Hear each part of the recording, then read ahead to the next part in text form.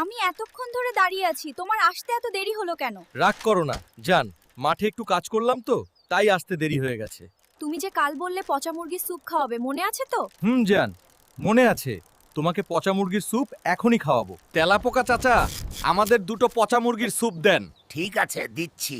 তেলাপোকা যান, আমাদের দুজনের বিয়ের কথা বলতে কালকেই কিন্তু আমার বাবার সাথে দেখা করবে। ঠিক আছে, আমাদের বিয়ের কথা বলতে কালকেই তোমার বাবার সাথে দেখা করবেও। শ্বশুর মশাই, আমি আপনার সুমাইয়া তেলাপোকা মেয়েকে বিয়ে করতে চাই। তুমি কি লেখাপড়া করে শিখেছো কিভাবে মানুষের বাড়ি থেকে মাছ মাংস চুরি করতে হয়? না, আমি এখনো মানুষের বাড়ি থেকে মাছ মাংস চুরি করা শিখিনি। তুমি যেদিন মানুষের বাড়ি থেকে মাছ মাংস চুরি করা শিখবে, সেদিন আমার সুমাইয়া তেলাপোকা মেয়েকে বিয়ে করতে আসবে। স্যার, আমাকে শিখিয়ে দিন কিভাবে মানুষের বাড়ি থেকে মাছ মাংস চুরি করব। সব মানুষ রাত 10টার পরে ঘুমিয়ে পড়ে, তাই রাত 10টার সময় মানুষের বাড়ি থেকে মাছ মাংস চুরি করতে হবে।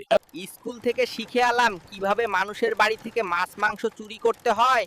এখন আমি সুমাইয়া তেলাপোকাকে বিয়ে করব। সুমাইয়া, আমি 2 বছর লেখাপড়া করে শিখেছি কিভাবে মানুষের বাড়ি থেকে চুরি করতে হয়। এখন তোমাকে বিয়ে করব।